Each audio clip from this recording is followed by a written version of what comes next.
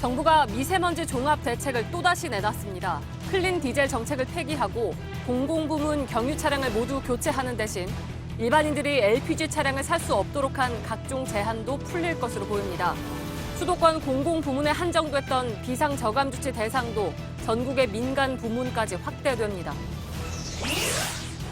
올해 연세대 체능특기자 전형 수시 합격자 명단이 최종 발표 전에 수험생 학부모들에게 유출된 정황이 포착됐습니다. 비슷한 일이 지난해에도 벌어졌는데 JTBC 취재가 시작되자 연세대 측은 자체 진상조사에 나섰습니다. JTBC 취재 결과 정치권 출신 인사들이 공공기관뿐 아니라 민간 영역에 진출한 경우도 적지 않은 것으로 드러났습니다. 낙하산 인사의 절반을 차지하는 비상임 이사의 경우 출근을 안 하면서 연간 수천만 원씩을 급여로 받는 것으로 확인됐습니다. 경찰에 체포된 양진호 한국미래기술 회장의 조사가 이틀째 이어지는 가운데 마약 투약 여부를 확인하기 위한 모바일 검사도 진행되고 있습니다. 양 회장은 폭행과 강요 혐의는 인정했지만 마약과 불법 영상물 유통 혐의는 부인한 것으로 전해졌습니다. 일본에서 수입된 경피용 BCG 백신에서 비소가 검출돼 부모들의 불안이 커지고 있는 가운데 올해 3월부터 6월까지 이번에 회수된 경피용 백신이 사용된 것으로 확인됐습니다. 미국 중간선거 결과 상원은 공화당이, 하원은 민주당이 우위를 차지한 가운데 트럼프 대통령은 민주당이 협치를 제안하면서도 만약 민주당이 자신을 조사하면 전투태세로 맞서 갚아주겠다고 말했습니다. 긴급 상황에 놓인 사람이 자신의 위치를 정확하게 신고하라고 만든 국가지점번호입니다. 도입한 지 5년이 지났지만 표지판이 턱없이 부족해 무용지물이라는 지적이 나옵니다. 잠시 후 밀착 카메라에서 전해드립니다. 중증 외상 분야의 권위자로 석혜균 선장과 북한군 병사를 치료한 아주대 이국종 교수가 출연합니다. 닥터 헬기 문제 등 번역 외상센터의 현실을 짚어보겠습니다. 공기청정기가 도로 위로. 내일을 바꾸는 현대수소 전기차. 예, 시청자 여러분, JTBC 뉴스룸을 시작하겠습니다. 지난 몇 년 동안 미세먼지 문제에 대해서 나름 열심히 보도를 해왔습니다. 특히 최근 들어서 오늘까지 연 3일째 미세먼지 뉴스를 톱뉴스로 전해드리고 있습니다.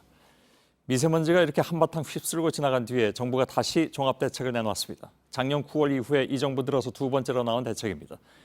재난 상황에 준해서 대응하겠다고 밝힌 만큼 이번엔 언론과 시민사회의 요구가 많이 수용됐습니다. 가장 눈에 띄는 것은 역시 클린 디젤 정책의 공식 폐기 선언입니다. LPG보다도 깨끗하다면서 과거 정부에서 야심차게 추진했던 이 정책은 도입 10년 만에 이제 막을 내리게 됐습니다. 비상저감 조치가 더 자주 발령되도록 기준을 손질하고 대상도 민간으로 확대됩니다. 비가 그치고 나면 주말에 다시 독한 미세먼지가 몰려온다는 예보가 나와 있습니다. 박상욱 기자입니다. 현재 저공해차 인증을 받은 경유차는 95만 대에 이릅니다. 이들 차량에 주어진 혼잡 통행료 50% 감면 등 각종 혜택은 내년부터 차량 연식에 따라 순차적으로 없어집니다. 이명박 정부에서 시작된 클린 디젤 정책이 10년 만에 폐지되는 겁니다. 또 장애인용 차량이나 택시가 아니면 LPG 신차를 살 수 없게 한 규제를 풀고 2030년까지 공공부문 경유 차량을 모두 교체하는 등 경유차는 사실상 퇴출 수순에 들어갑니다. 소상공인 등을 대상으로 한 노후 경유 화물차 조기 폐차 보조금은 현행 최대 165만 원에서 추가로 400만 원이 더 지원됩니다. 석탄발전소의 미세먼지 배출 통제도 강화됩니다. 단순히 노후 순서로 정했던 봄철 가동 중지 대상을 실제 미세먼지 배출량을 반영해 조정하기로 했습니다. 석탄에 유리했던 연료세율이 조정되고 전력 공급 순위를 정할 때 생산 원가 외에 환경 비용도 반영키로 했습니다. 해안 지역 미세먼지의 주요 오염원인 선박과 항만도 대대적인 개선이 이뤄집니다. 선박용 연료의 황 함량 기준을 지금의 7분의 1 수준으로 낮추고 2025년까지 LNG 추진선 등 친환경 선박을 도입할 계획입니다. 고농도 미세먼지가 발생할 때 발령되는 비상저감 조치의 적용 대상도 확대됩니다. 발령 지역은 수도권에서 전국으로 확대되고 공공부문에만 의무적으로 적용됐던 차량 운행 제한 등 각종 규제를 민간 부문에도 적용할 방침입니다. JTBC 박상욱입니다. 예, 클린 디젤 정책. 사실 이 정책은 처음 나올 때부터 자동차 회사만 도와주는 꼴이다. 이런 비판이 있었죠. 이번에 아무튼 폐기되게 됐습니다. 또 눈에 띄는 대책들이 더 있습니다. 비상저감 조치가 더 자주 발령되도록 기준이 조정되고 대상도 전국으로 확대된다고 합니다. 윤영탁 기자와 함께 좀 더 알아보도록 하겠습니다. 자, 윤 기자. 네. 이런 정책들이 왜 이제서야 나오는가 하는 생각도 들고 또 이렇게 내놓았지만 잘 시행될 것이냐 하는 것은 뭐 언론들이나 시민단체들이 계속 좀 모니터를 강화해야 되겠죠. 네. 자, 서울도 그제부터 만 24시간 동안 비상저감 조치가 내려진 바가 있습니다. 오늘 대책에서는 이 조치의 발령 조건을 좀 더 조정을 해서 좀 더 쉽게 내려지게 하겠다 그런 얘기잖아요. 네, 맞습니다. 예. 이거 좀 시뮬레이션을 해봤다면서요. 어느 정도 그럼 늘어나게 되는지. 네. 올해는 1월과 3월 그리고 이번 달까지 총 6일 동안 비상저감 조치가 시행됐습니다. 기준은 당일 평균 초미세먼지 농도가 세제곱미터당 50 마이크로그램이 넘고 또 다음 날 예보 역시 50 마이크로그램을 넘으면 다음 날부로 발령됩니다. 예. 오늘 새로 바뀐 기준은 세제곱미터당 75 마이크로그램, 그러니까 매우 나쁨 수준이 2시간 동안 이어지고 또 다음 날 예보가 50 마이크로그램을 넘으면 조치가 시행됩니다. 비슷해 보이지만 지금은 16시간 평균이고 앞으로는 2시간 평균입니다. 굉장히 자주 그렇게 조치가 내려질 수도 있다는 얘기네요. 네, 그렇습니다. 연속해서 미세먼지가 굉장히 강한 때는 드물기 때문인데요. 예. 여기에 지금은 괜찮아 보여도 내일 예보가 매우 나쁨이면 그날부터 발령이 되는 조건이 추가됐습니다. 보시면 지난 3월의 경우 실제 발령된 날은 26일과 27일 이틀이었는데 새 조건을 적용해 보니까 5일로 늘어났습니다. 예. 그러네요. 미세먼지가 심각한 지경이 돼서야 조치가 내려진다. 그러니까 뒷북이다. 이런 비판이 많이 있었잖아요. 네, 이건 뭐 그러니까 일부 개선됐다고 봐야 될 것 같습니다. 그렇습니다. 그전까지는 발령 조건이 까다로워서 이틀을 기다려야 하고 또 그러다 보니까 실제 시행된 날은 이미 미세먼지가 거친 경우도 많았습니다. 예. 이제 좀 더 빠르게 시행이 결정될 수 있고 범위도 넓어졌는데요. 수도권만 대상이었다가 지난 4월 대도시들이 추가됐고 법이 시행되는 내년 2월부터는 전국 17개 모든 시도로 확대됩니다. 예. 오늘 이 내용이 주목을 끈 것은 이제 국민 모두가 대상에 포함됐기 때문이기도 합니다. 민간 차량에도 이부제가 실시된다 이런 얘기잖아요. 네, 그렇습니다. 오늘 많은 언론 보도가 그렇게 나와서 일부 혼선이 있었습니다. 예. 환경부에 확인을 좀 해봤는데요. 정확하게 표현하면 공공부문은 지금과 같고 민간은 운행을 제한한다. 이렇게 봐야 합니다. 예. 환경부는 2부제를 할 수도 있고 또 5부제를 할 수도 있다 이런 입장입니다. 예. 운행을 제한한다라는 것이 어떤 그 강력한 강제 조항입니까? 그러니까 오늘 혹시 공공부문처럼 민간 부문에도 2부제가 적용되는 건 아니냐 이런 얘기가 많이 나왔고 실제 예. 일부 언론 보도에서는 2부제가 적용된다고 나왔는데 실제로 보면 정하는 것은 지자체장이 정하게 됩니다. 예. 각 시도별 여건을 마련해서 조례안을 만들라는 건데요. 어겼을 때 행정조치 역시 지자체장이 조례로 정하는 겁니다. 예. 서울시 등 수도권에서는 민간에도 2부제를 시행할 가능성이 높아 보이지만 예단할 수는 없는 상황입니다. 알았습니다. 2부제가 될지 5부제가 될지 아직 모르는 것이고 그때 상황에 따라서 지자체장이 결정을 하는데 그에 따른 뭐 제재 조항이라든가 이런 것들도 지자체에서 정하게 돼 있다. 네, 조례로 예. 정한다고 했습니다. 그래서 일부에서 혹시 저게 제대로 안 되지 않겠느냐 하는 우려도 나오고 있는데 네. 그건 뭐 좀 지켜보도록 하겠습니다. 그만큼 지자체의 역할이 커진다고 봐야 되는 거잖아요. 네, 그렇습니다. 차량 운행 말고도 배출가스를 많이 내뿜는 사업장에 대한 규제도 지자체가 해야 합니다. 예. 다만 공장 가동을 축소하거나 멈출 경우 손실도 크기 때문에 지자체가 얼마나 적극적으로 나설지는 미지수고 그러니까요. 또 정부가 책임을 떠넘긴 건 아니냐 이런 지적도 나오고 있습니다. 예. 단속 인력 증원은 없이 역할만 많아졌다. 뭐 이런 지적도 나오기도 하는데. 네, 범위가 넓어지고 민간도 추가됐기 때문에 단속할 그 필요가 굉장히 많아졌는데 단속 인력 증원 얘기는 오늘 제조치에서는 찾아볼 수 없었습니다. 예. 그래서 이제 이게 어느 정도 실효성 있게 지속될 대책이냐 하는 것을 끊임없이 모니터를 해야 된다 그런 얘기가 되겠죠. 네, 그렇습니다.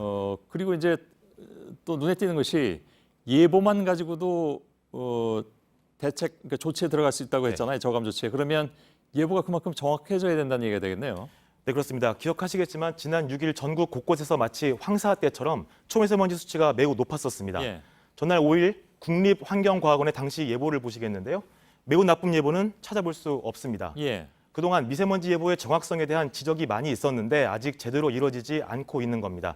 대책이 강화된 만큼 이에 필요한 조치 역시 필요해 보입니다. 예. 반대로 매우 나쁨 예보를 했는데 별로 안 나쁘면 생업에 그만큼 지장만 받고 끝나는 것이기 때문에 네, 그럴 수도 있습니다. 그래서 예보가 굉장히 좀 부담스러울 수도 있겠습니다. 네. 그밖에 눈여겨봐야 될 대책을 간단하게 좀 정리를 하죠. 네, 질소산화물을 덜 배출하는 이른바 전옥수 보일러를 구입할 때 지금까지는 수도권 가정에서만 16만 원을 지원했는데 이제 전국으로 확대됩니다. 예. 또 미세먼지 관련된 컨트롤 타워가 없다는 지적도 많았는데 보시는 것처럼 민간 합동 미세먼지 특별위원회가 만들어져서 가동되게 됩니다. 예, 알겠습니다. 윤영탁 기자였습니다. 어제 밤부터 시작된 비는 부산에 호우주의보가 내려질 정도로 양도 많고 바람도 강하게 불고 있습니다. 덕분에 일단 초미세먼지 농도는 많이 내려갔습니다. 문제는 내일 밤부터입니다. 비가 그친 뒤에 중국발 초미세먼지가 들어오면서 주말 내내 공기가 몹시 탁할 것으로 보입니다. 이 예보는 정말 틀리길 바랄 수밖에 없죠. 백민경 기자입니다. 갑갑한 마스크는 사라지고 대신 우산이 거리를 메웠습니다. 부산, 경남 거제, 제주에는 천둥 번개를 동반한 시간당 30mm의 강한 비가 내려 현재 호우주의보가 내려졌습니다. 이번 비는 내일 아침까지 중부지방 20에서 60mm, 남부지방 10에서 40mm 등 가을비치고는 많은 양이 내릴 걸로 보입니다. 이번 주 내내 한반도를 뒤덮었던 초미세먼지는 비에 씻기고 바람에 날아갔습니다. 오늘 새벽 대전, 충청도, 전라도를 마지막으로 초미세먼지 농도가 떨어졌고 전북과 경상남북도, 울산 등 몇 군데를 제외하고는 모두 좋음에서 보통 수준을 기록하고 있습니다. 하지만 깨끗한 공기를 마실 수 있는 건 이틀이 채 못 됩니다. 내일 오후부터는 서풍이 불면서 중국발 오염물질이 유입될 걸로 보입니다. 한반도 안쪽 바람의 세기도 강하지 않을 걸로 예상됩니다. 이 때문에 주말 내내 전국적으로 초미세먼지 농도가 매우 높아질 전망입니다. JTBC 백민경입니다. 예, 요즘 각 대학교에서는 수시 합격자 발표를 하고 있습니다. 어제 오후에는 연세대에서 체능 특기자 전형의 수시 합격자를 발표했습니다. 그런데 JTBC 취재진이 확인한 결과 아이스하키 특기생 합격자 명단이 발표 닷새 전부터 학부모들 사이에 돌았던 것으로 파악이 됐습니다.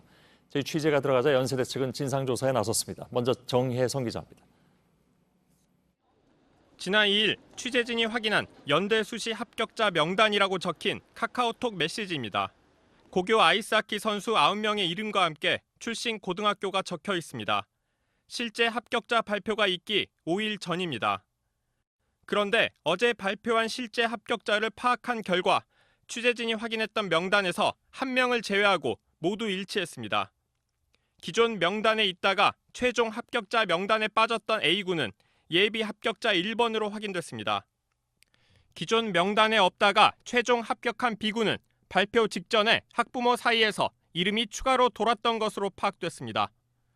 이 학생은 원래 명단에 없지 않았나요? 얘는 없었어요. 근데 그 발표 전날 추가가 된 거잖아요. 그렇죠. 전날이 아니라 며칠 됐죠, 며칠. 올해 연대 아이스하키 특기생에 지원한 학생들은 모두 39명, 경쟁률이 4대 1이 넘었습니다. 취재가 들어가자 연대 측은 합격자 사전 유출은 있을 수 없는 일이라고 주장했습니다.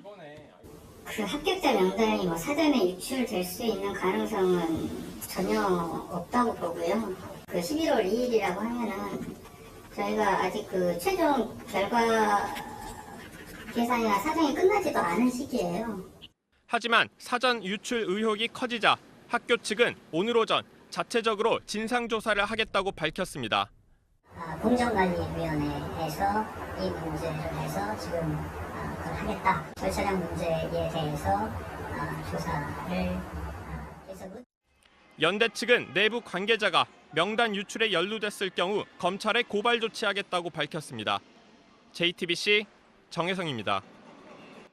대학 측은 있을 수 없는 일이라고 하고 있지만 지난해에도 합격자 명단이 사전에 유출된 정황이 포착됐습니다.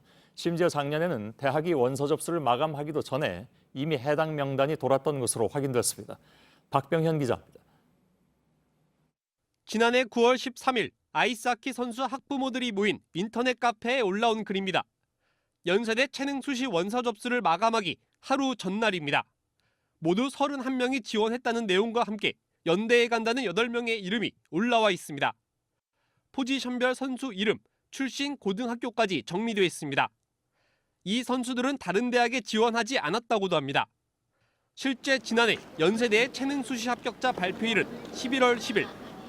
취재진이 확인한 결과 실제 합격자들과 정확히 일치했습니다. 3학년 돼서는 슬슬 이제 명단이라는 게 비공식으로 들리는데 3학년 때는 초반부터 들리기 시작해요. 지난해 9월 말 당시 아이스하키 고교 선수 학부모들이 나눈 카카오톡 메시지입니다. 한 학부모는 짜고 치는 것이 싫어 연대 수시에 지원하지 않았다고 말합니다. 연세대에 합격한 학생들끼리 어울린다는 말도 나옵니다. 연세대는 최대 입시 비리를 근절하겠다며 지난해부터 입학사정관제를 도입했습니다. 기존엔 학생 선발권을 대학 감독, 코치들이 가졌지만 입학사정관에게 그 역할을 맡긴 겁니다. 연세대에 따르면 최대 입학사정관은 내부 교수와 외부 교수로 구성돼 있습니다. 연세대 측은 수시 평가에 참가한 입학사정관은 누구인지 밝힐 수 없다면서도 지난해와 올해 심사에 참여한 사정관들을 전수조사하겠다고 밝혔습니다. JTBC 박병현입니다. 이렇게 대학 입시에서 합격자 명단이 사전에 유출된다는 것이 쉽게 납득이 되지 않는 상황이죠. 합격자 명단이 사전에 유출됐다는 것은 합격자가 혹시 사전에 내정되는 것이 아니냐 이런 의혹으로도 이어지기 때문입니다. 이 문제 취재한 정혜성 기자와 함께 잠깐 더 한 걸음 들어가겠습니다. 어서 오세요. 올해 합격자 명단이라는 카카오톡의 메시지를 받은 것이 며칠입니까? 그러니까 발표 5일 전? 예, 발표 5일 정 기자가 받았다는 거잖아요. 예, 맞습니다. 예. 연세대 체능계열 수시 합격자 발표가 어제였습니다. 발표 5일 전인 지난 2일에 이 명단을 한 학부모로부터 받았습니다. 예. 제가 입수한 건 2일이지만 일부 학부모들은 실제 명단이 돈 건 그 이전부터라고 주장하고 있습니다. 아, 그런가요? 네. 아까 리포트를 보면 정 기자가 입수한 명단에서 나중에 한 명이 바뀐 게 맞습니까? 네, 맞습니다. 예. 5일 전 제가 받았던 명단 중 A군이 최종 합격자 명단에서 빠지고 B군이 포함된 건데요. 예. 그런데 최종 결과를 보면 A군은 예비 합격자로 됐고 또 B군이 추가된 명단도 발표 전에 돌았던 것으로 확인됐습니다. 그것마저도. 네. 예. 그 올해 연세대 지원했다가 탈락한 학생 학부모의 이야기를 한번 들어보겠습니다. 예. 연대 3차 끝나기 전에 명단이 70%가 확정이 됐어요. 9명 중에. 그리고 나머지 기자님이 아시는 대로 2명인가 3명인가가 발표 일주일 전에 나온 겁니다. 이게 다. 이게 뭐겠어요? 네. 여기서 말하는 3차 리그는 고교 아이스하키 리그를 말합니다. 예. 3차 리그는 7월에 열리는데요.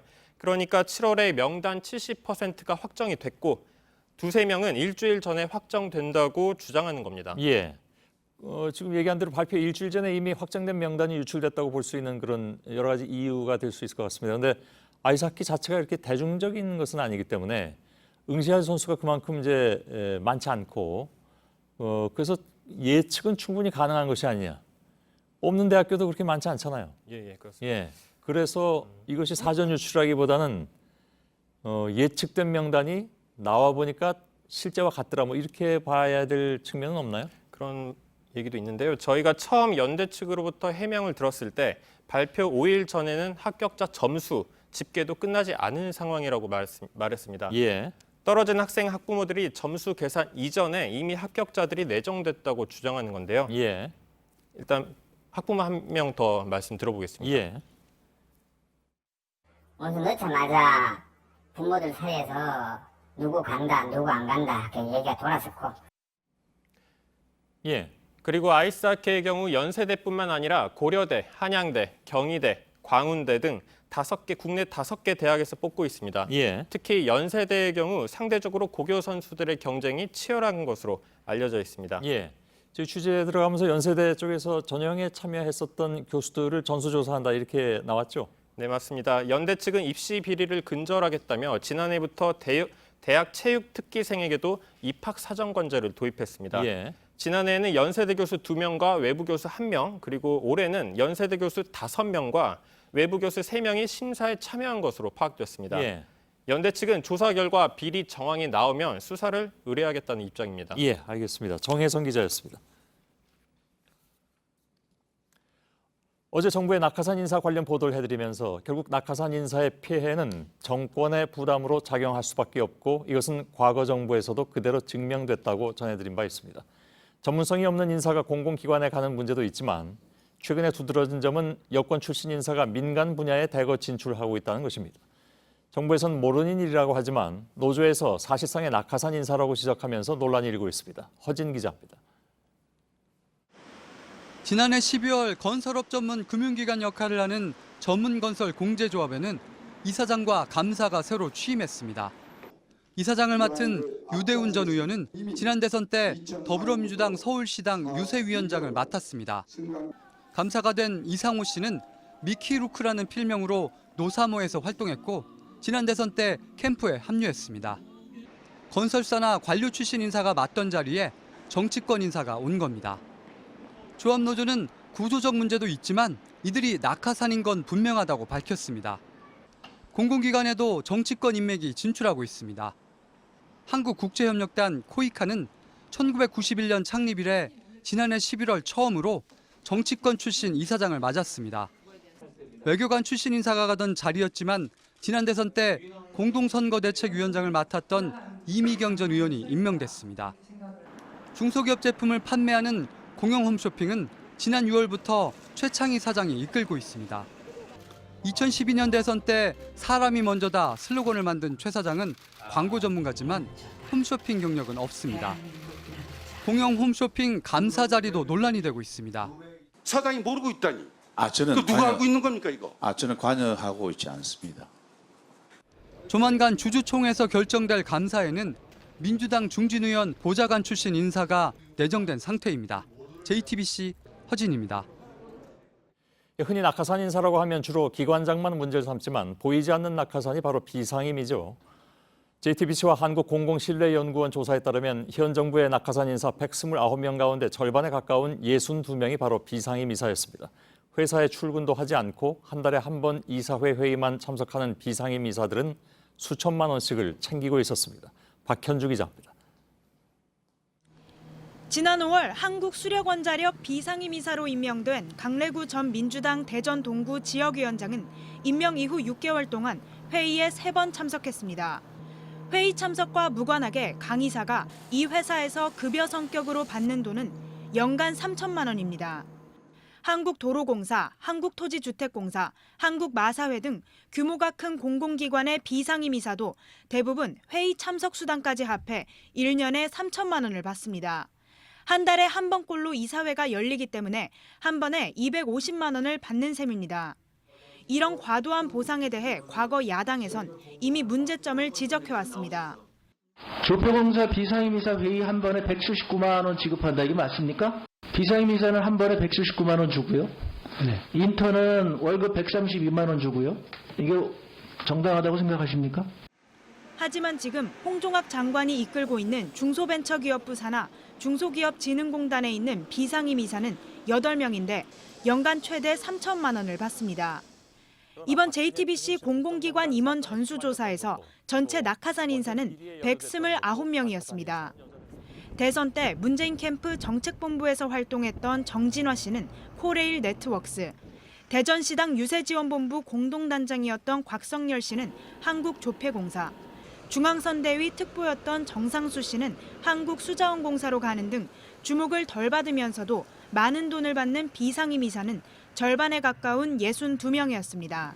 JTBC 박현주입니다. 이런 낙하산 인사의 진짜 문제는 전문성이 없는 사람들이 공공기관에 들어가서 국민 세금으로 운영되는 조직의 경영을 망쳐놓을 수도 있다는 점입니다. 지난 정부에서도 저희들은 이 문제를 지속적으로 보도해드린 바가 있습니다. 그리고 이것은 어쩔 수 없이 정권에 대한 평가로 이어질 수밖에 없는 것이죠. 과거 정부에서도 사장부터 이사진까지 부적절 인사 논란이 계속되어 온 강원랜드의 이사회 회의록에는 그 문제점이 고스란히 드러나 있습니다. 신진 기자입니다.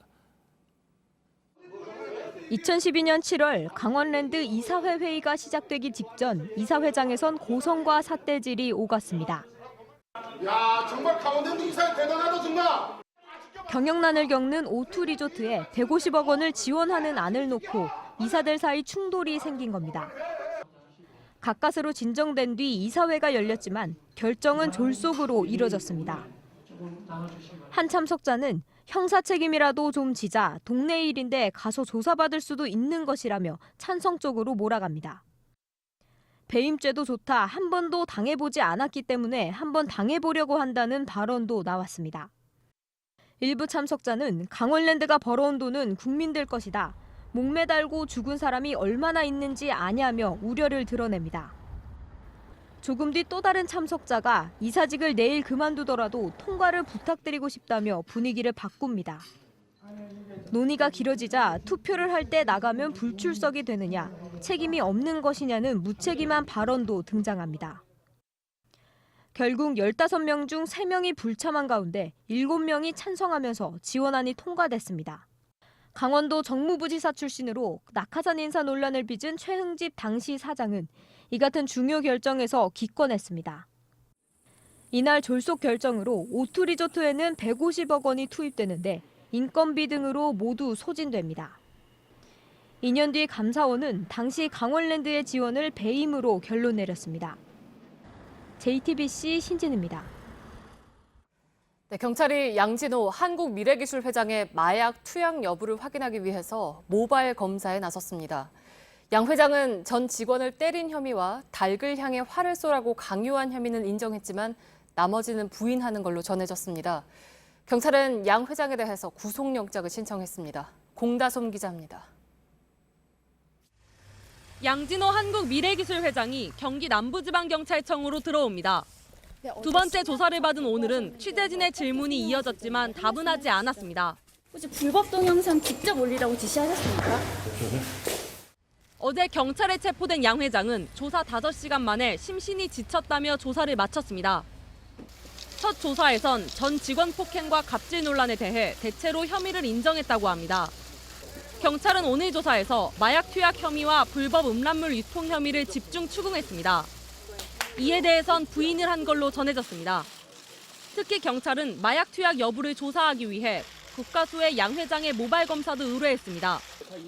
또 국세청에 세무조사를 의뢰해 양 회장이 재산을 쌓는데 탈세 등 불법적인 부분은 없었는지 살펴보고 있습니다. 양 회장은 수년간 위디스크와 파이놀이 소속 직원들의 휴대전화에 특정 앱을 깔게 해 도청을 해왔다는 의혹도 받고 있습니다. 경찰은 오늘 조사를 마친 뒤 양 회장에 대해 구속영장을 신청했습니다. JTBC 공다솜입니다. 일본에서 수입된 BCG 백신 제품에서 비소가 검출돼 식약처가 어제 회수 조치를 내렸습니다. 그런데 올해 3월부터 6월까지는 모든 영아가 이 회수된 제품을 접종받은 걸로 확인됐습니다. 식약처는 비소의 양이 인체에 해를 끼칠 정도는 아니지만 제품을 수거해서 직접 검사하겠다고 밝혔습니다. 배양진 기자입니다. 비소가 검출된 건 도장을 찍듯 눌러서 백신을 주사하는 경피용 백신입니다. 피부에 직접 주삿바늘을 넣는 피내용과는 달리 한 앰플로 한 사람만 접종하고 피부에 자국도 많이 남지 않습니다. 6에서 8만 원을 내야 하지만 부모들이 이 백신을 많이 찾는 이유입니다. 그런데 피내용 백신 수입이 끊기면서 올해 3월부터 6월까지는 모든 영아가 비소가 검출된 백신을 접종받은 걸로 확인됐습니다. 부모들은 불안을 호소합니다. 어쩔 수 없었지. 이미 늦게 밝혀지고 그러니까 잘 애를 안 낳겠지. 이런 가운데 식약처는 비소가 나온 생리식염수를 검사하지 않았던 걸로 드러났습니다. 결핵균이 들어있는 백신 분말은 성분 검사를 실시했지만 첨부용제인 생리식염수는 서류만 살펴봤던 겁니다. 일본 후생성은 유리용기가 가열 공정에서 녹으면서 비소가 나왔다고 밝혔습니다. 제조사가 공정을 바꾸지 않았다면 이전에 생산된 백신에도 비소가 함유됐을 가능성이 높습니다. 식약처는 일본 후생성 조사에서 검출된 비소의 양이 안전성 기준을 넘지 않는다면서도 제품을 직접 수거해 비소 함유량을 검사하겠다고 밝혔습니다. JTBC 배양진입니다. 셀프 인테리어가 인기를 끌면서 페인트 자국 정도는 손수 지우는 분들 계시죠. 아이가 벽에 붙여놓은 스티커나 테이프 자국, 또 자동차에 난 작은 흠집 정도는 직접 약품으로 지우기도 하실 텐데 이런 약품들 가운데 절반 정도에서 발암 물질이 나왔습니다. 전다빈 기자입니다. 60대 남성 박모 씨는 페인트 자국이 잘 지워진다는 약품을 썼다가 낭패를 봤습니다. 얼마 힘이 들어서 그러다 보니 이걸 써본 거 있죠. 쓴 거 있죠. 구역질이라고 어지러운 기가 있어요.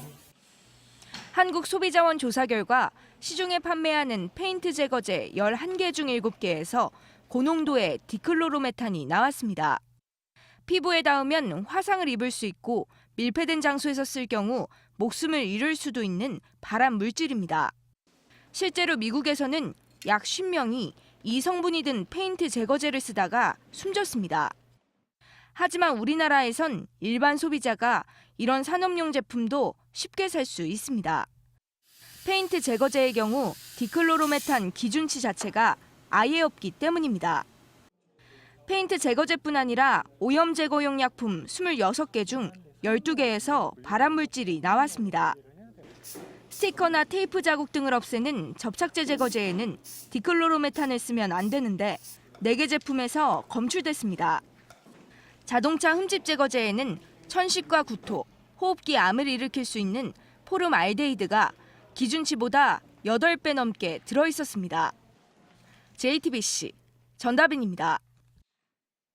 미국 중간선거에서 하원을 다시 찾은 민주당이 북핵 정책에 어느 정도 수준으로 개입할지가 주목되고 있습니다. 당장 중간선거 날 자정에 북미 고위급 회담 연기 소식이 전해지면서 북미 간 비핵화 협상의 불확실성이 커지는 거 아니냐 하는 우려도 제기된 바 있죠. 이런 가운데 트럼프 미 대통령은 김정은 북한 국무위원장과의 2차 정상회담 시기가 내년 초에 어느 시점이 될 것이라고 재차 확인했습니다. 워싱턴의 김현기 특파원입니다. 트럼프 대통령은 폼페이오 김영철 회담이 하루 전 전격 연기된 데 대해 일정상의 문제라며 다시 날짜를 잡을 것이라고 밝혔습니다.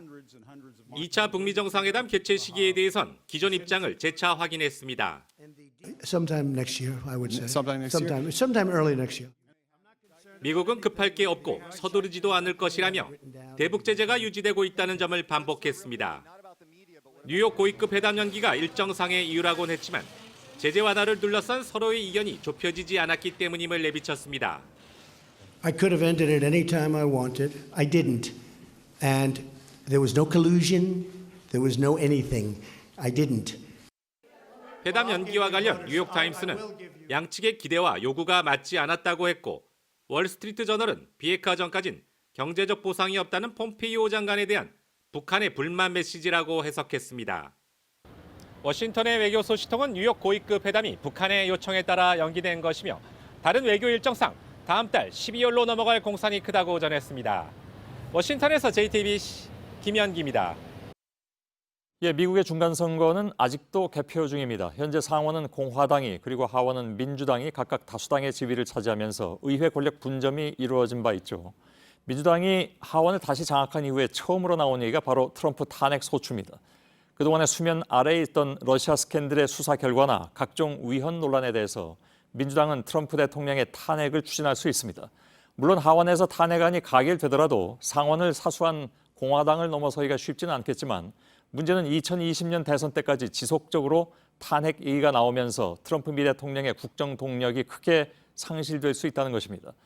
트럼프는 선거 다음 날 민주당의 협치를 주문하는 동시에 나를 조사하면 전투 태세에 들어가겠다면서 강하게 견제를 시도했습니다. 김혜미 기자입니다.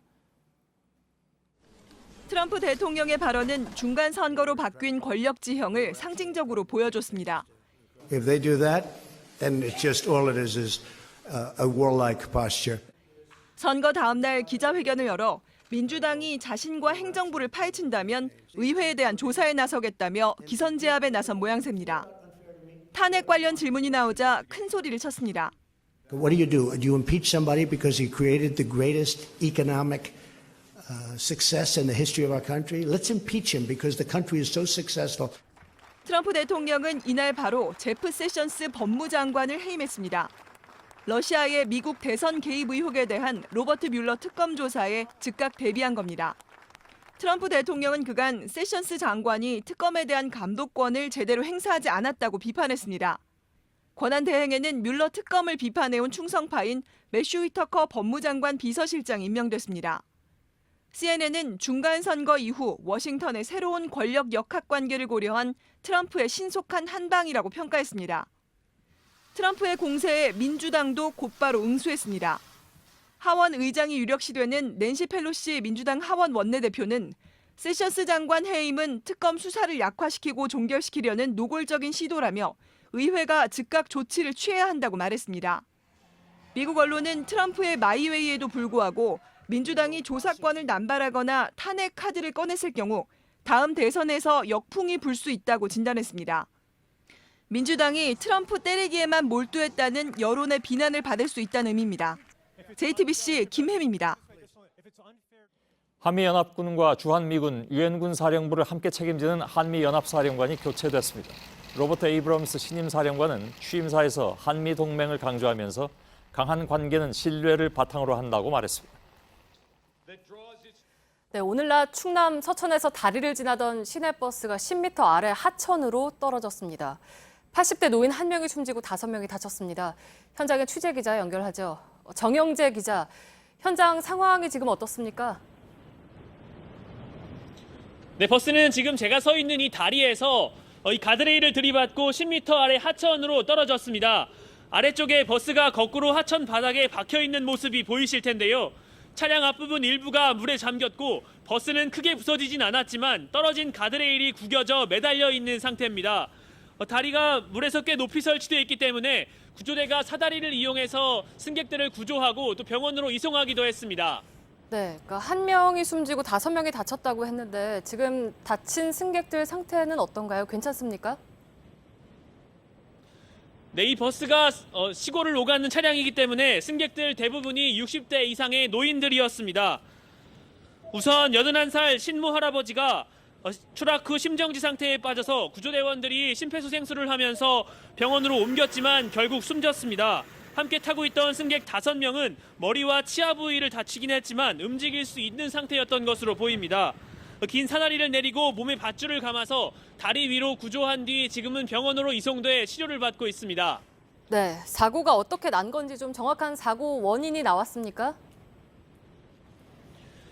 네, 사고는 오늘 낮 3시 35분쯤 충남 서천군 종천면 종천 1교에서 시내버스가 가드레일을 들이받고 하천으로 떨어진 겁니다. 현재까지 아직 정확한 사고 원인은 나오고 있지 않습니다. 버스에 타고 있던 승객들과 운전자들이 모두 다친 상태이다 보니 경찰이 아직 진술을 받지 못하고 있는 상태인데요. 일단 사고 당시 빗줄기가 굵게 내리고 있는 상태였기 때문에 그리고 이곳이 회전 구간이다 보니까 빗길에 미끄러져 떨어진 게 아니냐는 추측이 나오고 있습니다. 네, 정영재 기자가 전해드렸습니다.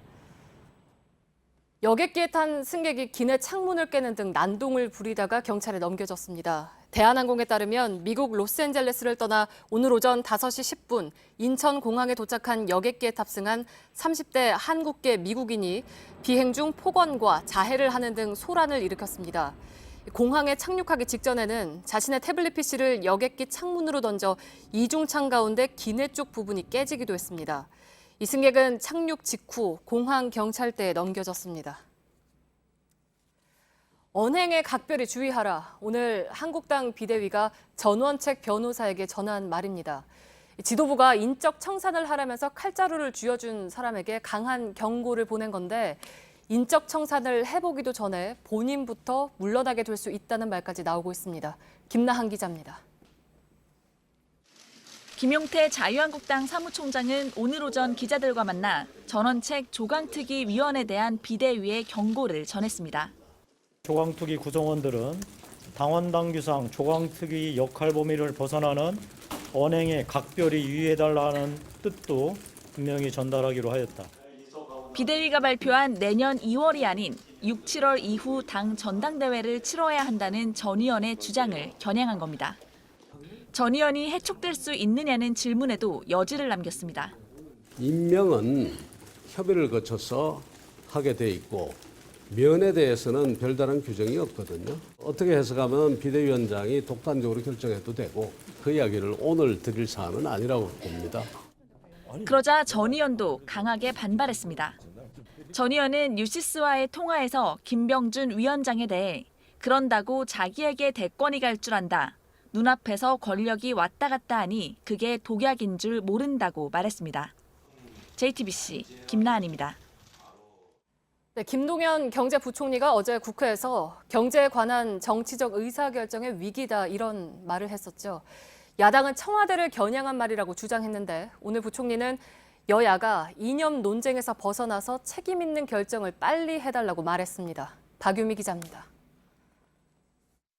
경제가 지금 위기란 말에는 저는 동의하지 않지만 어떻게 보면 경제가란 정치적 의사결정의 위기인지도 모르겠습니다. 부총리의 이 같은 발언은 문재인 대통령을 비롯한 현 정부 최고위층을 겨냥한 것이라는 해석으로 이어졌습니다. 장하성 정책실장을 물러나라고 압박하고 있는 야당은 특히 더 그랬습니다. 경제 위기의 근원에는 근원이 청와대에 있다는 그 이야기가 아닌가 그렇게 생각합니다. 명색이 경제사령탑이라지만 그동안 정책 결정이나 정책 운영에서 제대로 자율성을 가지고 못했다는 이야기 아닐까요? 김 부총리가 경제사령탑으로서 입지가 좁고 수모를 당하다 비수 같은 말을 했다는 주장도 나왔습니다. 그러나 김 부총리는 청와대가 아니라 여야의 경제 연정을 강조했다고 해명했습니다. 여야 간에 그 여러 가지 그 뭐 이념 논쟁 또는 프레임 논쟁 이런 것에서 벗어나서 함께 좀 그 과감하게 책임 있는 그런 그 결정이 좀 빨랐으면 좋겠다 하는 거의 뭐 경제 연정이라고 하는 정도로까지도 경제 문제에 대해서 서로 토론하고 이런 해명과 별개로 부총리의 말을 놓고 공방은 계속됐습니다. 갈등을 부추기는 그런 것으로 계속 시간과 지면이 할애되고 있어요. 의견차가 있는 것은 분명히 있었다. 그게 어떻게 언론 핑계를 댑니까? JTBC 박유미입니다. 삼성 바이오로직스의 분식 회계 공방이 새로운 국면으로 들어갔습니다. 갑자기 자회사의 가치를 확 키운 걸 놓고 금감원은 고의적으로 분식을 한 거다. 삼성 측은 정상적인 회계 처리다. 이렇게 맞서왔죠. 그런데 삼성 측의 해명과는 다른 당시 정황을 보여주는 내부 문건이 나오면서 고의 분식 의혹이 더 커졌습니다. 금융당국은 다음 주에 최종 결론을 낼 예정입니다. 송지혜 기자입니다. 더불어민주당 박용진 의원이 공개한 삼성 바이오로직스의 2015년 11월 18일 내부 문건입니다. 미국 합작사가 콜옵션 행사를 연기함에 따라 1조 8천억 원을 부채로 반영해야 하는데 이 경우 자본 잠식이 예상된다고 밝히고 있습니다. 그간 삼성 측은 당시 합작사가 콜옵션을 쓸 가능성이 커 회계 처리 방식을 바꿨다고 해명해왔습니다. 문건에 나타난 당시 내부 논의 상황이 그간의 해명과 정면 배치되는 겁니다. 삼성 측이 콜옵션 행사 가능성이 없다는 걸 알면서도 고의로 분식 회계를 저질렀다는 의혹이 제기되는 대목입니다. 대신 문건에는 회계 방식을 바꾼 게 회사의 자본 잠식을 막기 위한 방안으로 제시됐다는 정황이 나옵니다. 실제로 그해 삼성 바이오로직스는 자회사를 종속회사에서 관계회사로 바꿨는데 자회사의 평가 가치가 크게 늘어나면서 자본 잠식을 피할 수 있었고 회사도 흑자 전환했습니다. 증권선물위원회도 지난달 말 심의 때 이 문건에서 제기된 의혹을 중점적으로 다룬 것으로 알려졌습니다. 최종 결론은 14일 나올 예정인데 결과에 따라 투자자 집단 소송 등 파장도 예상돼 금융당국이 대비에 들어갔습니다. 결과에 따라서 상당히 여러 가지 복잡한 문제가 뒤따를 수가 있습니다. 그에 대해서 그럴 가능성에 대비해서 생각을 해놔야 할 것 같습니다. JTBC 송지혜입니다. 인천의 한 교회 목사가 신도들을 상대로 오랜 기간 이른바 그루밍 성폭력을 가했던 주장에 대해서 경찰이 본격적으로 경위를 파악하고 있습니다. 경찰은 가해자로 지목된 목사를 출국 금지시켰고 내일은 피해자 측을 처음으로 조사할 예정입니다. 해당 목사는 피해 주장이 사실이 아니라면서 법적 대응을 예고했습니다. 이혜원 기자입니다. 최근 인천의 한 교회에선 신도들이 청년부를 담당하는 김모 목사에게 성폭력을 당했다고 주장했습니다. 당시 대부분 미성년자였던 피해자들과 친분을 쌓아 심리적으로 지배한 뒤 저항을 못하게 하는 이른바 그루밍 성폭력을 저질렀다는 겁니다. 미성년자인 나이에 존경하는 목사님께서 말씀하실 때 그렇게 스킨십을 계속 시도를 하니까 이들은 피해자가 26명에 달한다고 주장합니다. 논란이 커지면서 대한예수교 장로회는 지난달 김 목사를 제명했습니다. 경찰도 본격적으로 진상 파악에 나섰습니다. 먼저 김 목사에 대해 어제 출국 금지 조치를 한 걸로 파악됐습니다. 내일은 피해를 주장하는 측을 만나 첫 조사를 벌입니다. 조사 결과 등을 검토한 뒤 정식 수사에 착수할지 결정할 계획입니다. 김 목사는 취재진에게 잘못한 게 있으면 처벌을 받겠지만 그렇지 않을 경우 신도들을 고소하겠다는 입장을 밝혀왔습니다. JTBC 이혜원입니다. 네, 지난달 말 경기 파주에서 제주도로 온 모녀가 각각 시신으로 발견됐습니다. 모녀의 사이는 익사로 밝혀졌지만 시신이 상당히 멀리 떨어진 곳에서 발견됐고 마지막 행적이 확인되지 않는 등 여러 의문이 남았습니다. 최충일 기자입니다. 택시에서 한 여성이 내립니다. 아이를 안고 있던 여성은 잠시 서성이다 바닷가로 향합니다. 어제 저녁 6시 반쯤 제주항 부두 방파제 아래에서 숨진 채 발견된 33살 장모 씨가 마지막으로 포착된 모습입니다. 이 장면이 찍힌 제주시 용담동 해안가와 서쪽으로 15km 떨어진 애월읍 해안가에서 지난 4일 아이 시신이 발견됐습니다. 장 씨 시신이 발견된 곳은 반대쪽으로 5km 떨어진 곳입니다. 이 때문에 두 사람이 물에 빠지게 된 경위에 아직 의문이 남습니다. 해경과 전문가들은 제주 연안의 해류 흐름이 수시로 바뀌기 때문에 함께 빠져도 다른 방향으로 흘러갈 수 있다고 설명합니다. 시신을 부검한 강현욱 제주대 의학전문대학원 교수는 2명 모두 직접 사인은 익사라고 밝혔습니다. 하지만 모녀가 이틀간 묵은 모텔 화장실에서 번개탄을 피운 흔적이 발견되는 등 엄마 장 씨 행적에는 여전히 의문이 남습니다. 제주 해경은 장 씨 모녀가 실족사했는지 아니면 극단적 선택을 했는지 조사를 계속하고 있습니다. 또 다른 범죄에 연루됐을 가능성도 배제하지 않고 수사를 진행하고 있습니다. JTBC 최충일입니다. 미국 캘리포니아주의 한 대학 인근 술집 안으로 괴한이 연막탄을 쏘고 들어가 총기를 난사해서 경찰 등 최소 12명이 숨졌습니다. 당초 미국 언론은 11명이 부상했다고 보도했는데 조금 전에 현지 경찰 당국이 12명이 사망한 것으로 수정해서 발표했습니다. 당시 술집에는 대학 행사가 열리고 있어서 수백 명이 있었습니다. 이한주 기자입니다. 사람들로 가득한 술집에서 총성이 울린 것은 현지 시간 7일 밤 11시 15분입니다. 캘리포니아주 LA에서 60km 떨어진 사우전드 오크스에 있는 보더리안 바앤 그릴에서 총격이 발생했습니다. 신원이 알려지지 않은 남성이 보안요원에게 총을 쏜 뒤 술집 안으로 연막탄을 쏘며 들어갔다고 목격자들은 전했습니다. 술집 안에선 반자동 소총으로 30차례 이상 총격을 가했습니다. 당시 술집 안엔 대학 행사로 참여한 수백 명의 학생들로 붐볐다고 현지 언론은 전했습니다.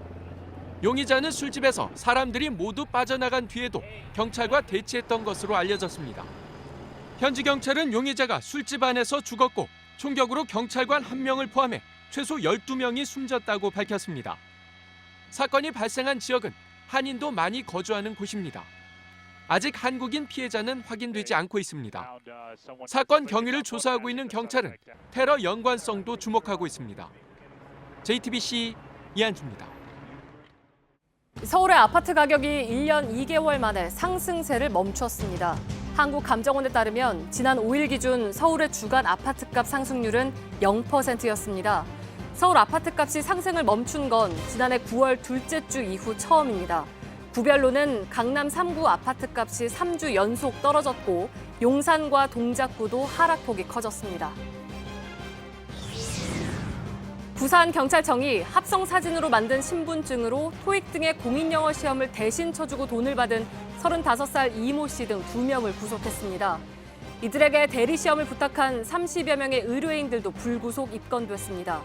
의뢰인 중엔 토익 만점을 받거나 고득점으로 대기업에 들어간 사례도 있습니다.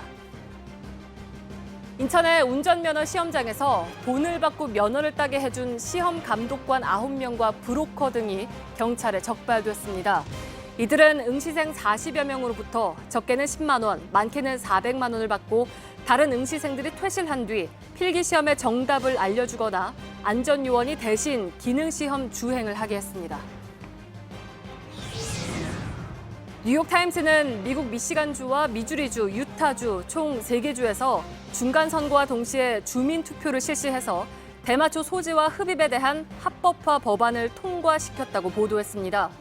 미국 연방정부는 주정부의 대마초 합법화 법안에도 불구하고 연방 검사가 자체 기준에 따라 대마초 관련 범죄를 기소할 수 있도록 해서 논란은 이어질 걸로 보입니다.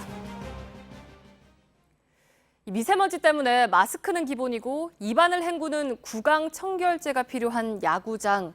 가을 야구 끝자락은 요란한 날씨 때문에 진풍경이 펼쳐집니다. 어젠 미세먼지로 몸살을 앓았고 오늘은 비 때문에 경기가 열리지 못했습니다. 온누리 기자입니다.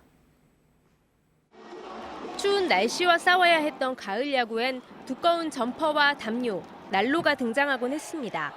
그러나 올해는 좀 다릅니다. 마스크는 기본이고 입안을 수시로 씻어낼 수 있는 구강 청결제도 등장했습니다. 휴대용 산소캔도 요긴하게 쓰입니다. Microdust was so bad I wanted to take my face and especially my eyes through a car wash and get it cleaned up. 경기 중반까지 미세먼지와 초미세먼지가 매우 나쁨과 나쁨 사이를 오가면서 나온 장면들입니다. 그래도 가을 야구는 계속됐습니다. 미세먼지로 인한 프로야구 취소 기준은 느슨합니다. 미세먼지 주의보 발령 시 경기 운영위원이 심판 등과 협의해 경기 취소 여부를 결정합니다. 지난 봄엔 미세먼지로 4경기가 취소됐지만 이번 가을 야구는 그대로 진행됐고 미세먼지를 뚫고 열심히 뛴 선수와 목청 높여 응원한 팬의 열정이 남았습니다. 오늘 한국 시리즈 4차전은 비로 취소됐습니다. 주말부터 미세먼지가 높아질 것으로 예보돼 선수들은 다시 미세먼지와 싸워야 합니다. KBO는 한국 시리즈가 끝난 뒤 미세먼지로 인한 경기 취소 규정을 보다 명확히 하기 위해 논의하겠다고 밝혔습니다. JTBC 온누리입니다.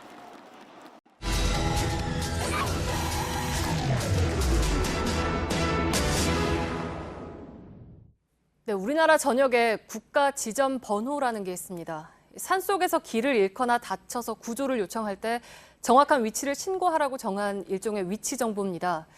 그런데 정작 국가 지점 번호 표지판은 5년째 제대로 설치되지 않고 있습니다. 밀착 카메라 손광균 기자입니다. 한국의 이른바 100대 명산으로 꼽히는 운장산입니다. 정상까지는 약 1,100m가 넘고요.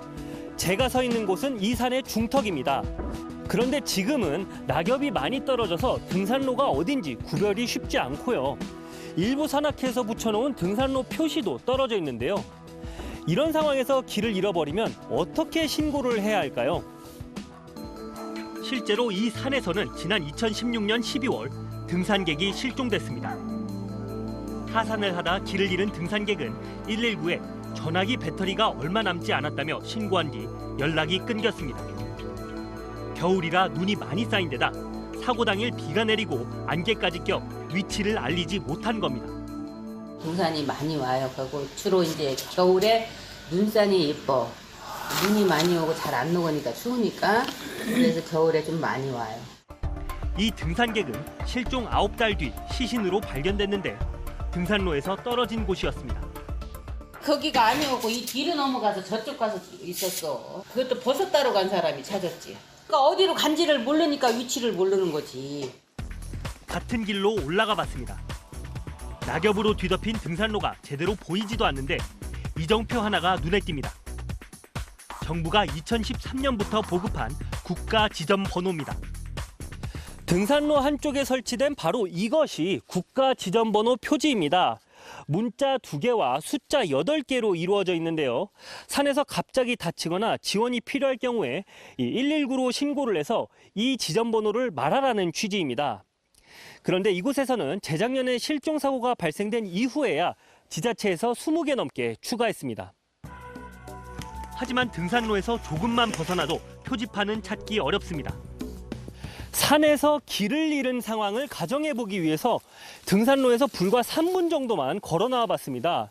그런데 이곳은 사방을 둘러봐도 제 위치를 알 수 있는 정보를 찾을 수가 없습니다. 스마트폰 GPS도 오차가 나서 꼭 필요한 표지판이지만 설치된 건 전국에 약 2만 개입니다. 전체 필요한 양의 3%도 안 됩니다. 그나마 재작년 기준 서울과 광주만 10%를 넘겼고 실종 사고가 발생한 전라북도는 0.9%에 불과했습니다. 설치 책임이 각 지자체, 산림청, 국립공원 관리공단 등으로 나뉘면서 서로 미루기 때문입니다. 어디에 얼마나 많이 설치해야 하는지 기준도 모호한 상황입니다. 시군에서 그거를 몇 미터 간격으로 하라고 하기는 힘들고 그런 건 없고요. 국립공원 같은 경우에는 보통 한 500m 정도의 하나씩. 시민들의 반응도 엇갈립니다. 등산로에만 만들면 된다는 목소리가 있는 반면 굳이 가지 말라는 길을까지 갔다가 조난을 당하고 거기서 국가 지적번호를 해지 않았다 그래가지고 그걸 탓할 수가 있습니까? 위도 경도 정보를 놔두고 복잡한 번호를 새로 만들어 쓰기 어렵다는 의견도 있습니다. 조난 당했으면 보고 하는데 보통 등산에 딱 보고 지나간단 말이에요. 조난 하다가 딱 갔다. 그 번호 암기 못해요. 간단해야 되는데 너무 길어. 정부는 2022년까지 표지판을 13,000개 정도 늘릴 계획이라고 밝혔습니다. 등산 중 조난 사고 상당수는 이 등산로 바깥에서 일어납니다. 안전을 위해 만든 장치라면 꼭 있어야 할 장소에 설치하고 제대로 홍보하는 게 필요하지 않을까요? 밀착 카메라 손광균입니다.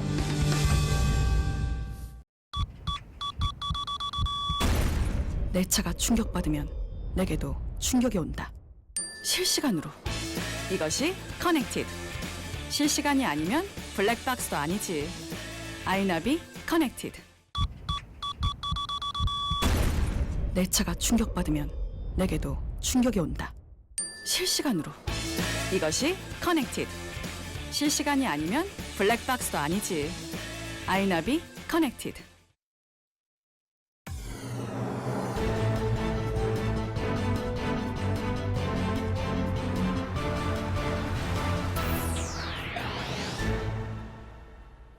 뉴스룸의 앵커 브리핑을 시작하겠습니다.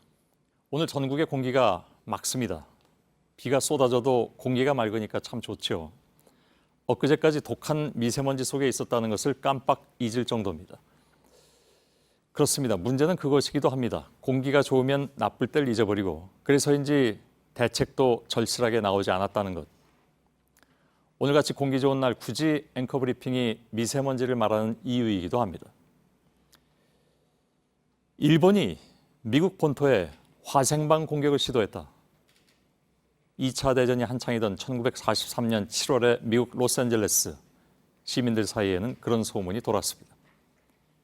사람들의 눈과 피부는 따끔거렸고 도통 숨을 쉴 수 없다면서 아우성이었으니 상황은 적군의 화생방 공격을 의심할 정도로 심각했던 것입니다. LA형 스모그라고 이름 붙여진 그날 이후에 사람들은 집을 나설 때 방독면을 쓰고 다녀야 했습니다. 심지어는 그리피스 공원 동물원의 당나귀 피치도 눈이 아팠는지 고글을 쓰게 돼서 화제를 모으기도 했죠. 일본이 미국 본토에 화생방 공격을 가했다. 천만의 말씀. LA의 자욱한 스모그의 원인은 자동차 매연이었습니다.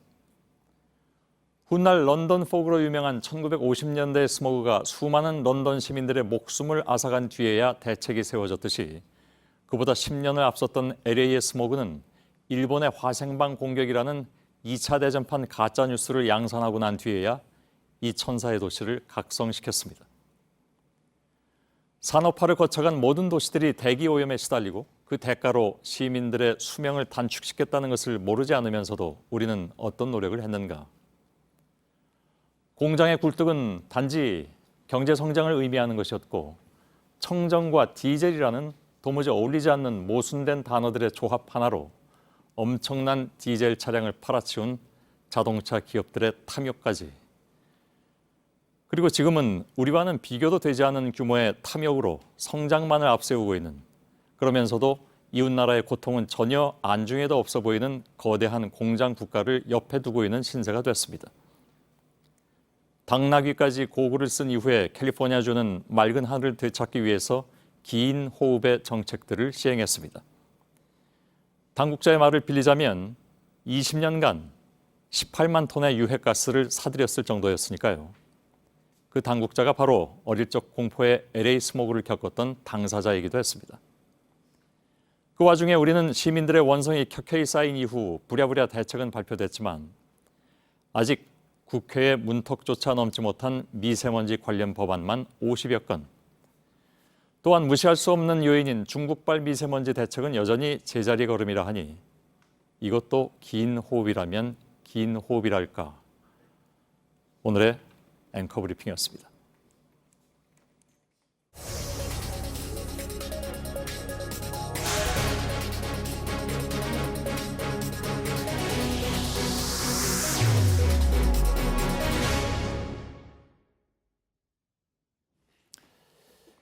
예.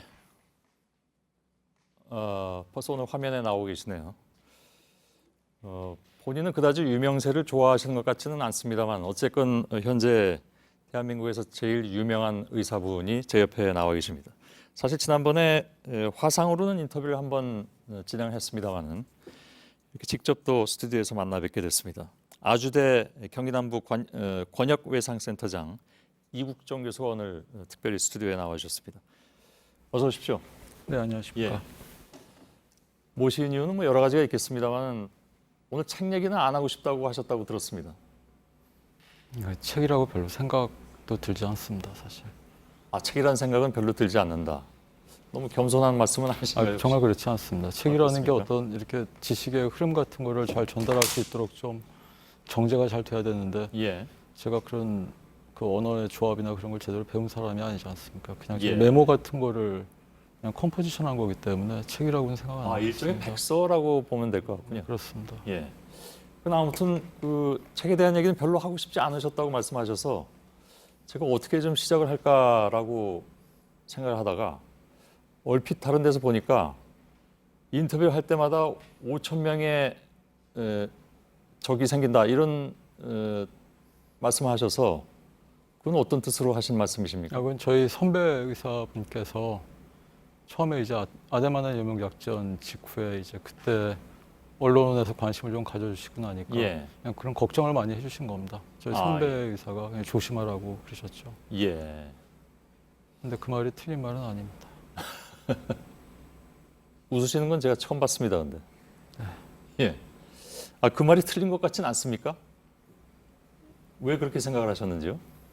사실은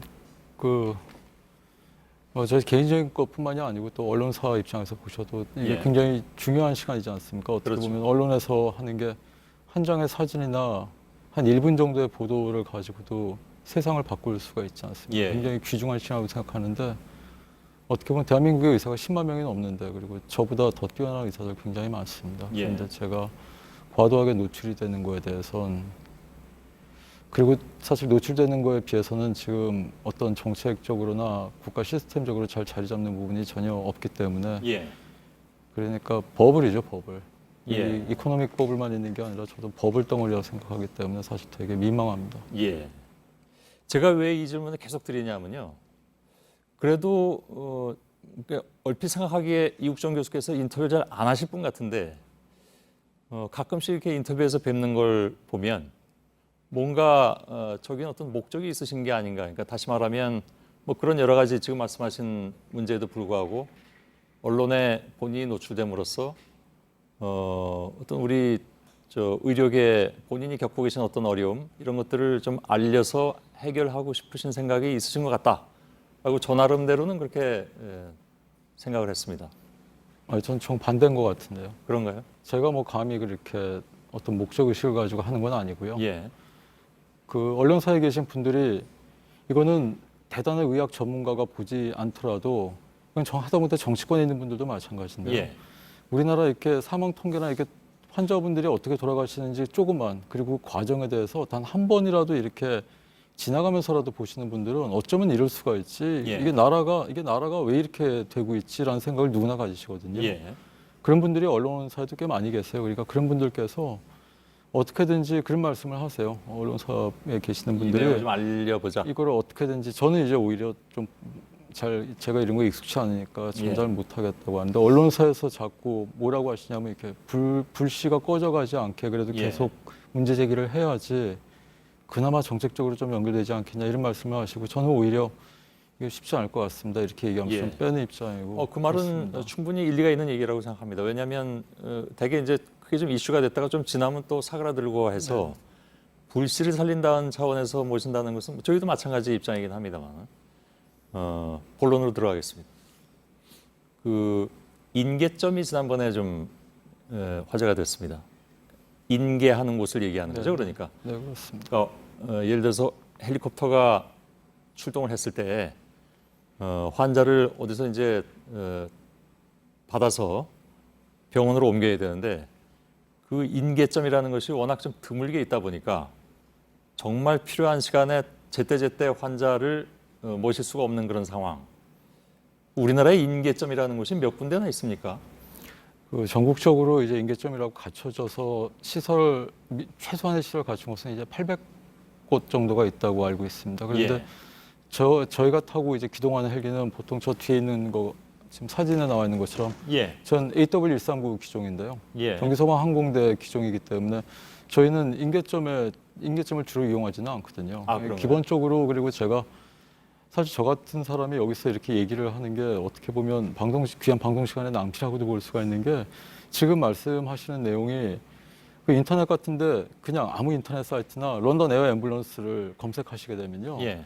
거기에서 그냥 다 일반적으로 나오는 내용입니다. 그 예. 동네 주택가라든가 인계점에 관계없이 물론 최대한의 안전을 보장할 수 있는 그런 인계점에만 착륙을 할 수 있으면 좋겠지만 그러면 제가 런던에서 비행할 때 착륙지점 알파라 그랬거든요. 예. 알파 베타, 알파 브라보 찰리라고 해서 알파를 가장 선호하는데 알파가 도보로 50m 이내 접근 가능한 지점입니다. 도보로 50m 이내. 네, 그렇습니다. 그건 예. 무슨 뜻이냐면 저 의료용 헬기 안에 저 정도 레벨, 저보다 더 뛰어난 의사들이 외상외과 의사들하고 간호사들 그리고 응급구조사들이 의료 장비 다 싣고 저희가 들고 현장에 남았는 출동팩이 100파운드가 넘습니다. 예. 그걸 다 들고 환자한테 도보로 이동해가지고 환자 옆으로 달려가서 현장에서부터 도로 곁에서 곧장 환자 치료를 시작을 하거든요. 예. 예.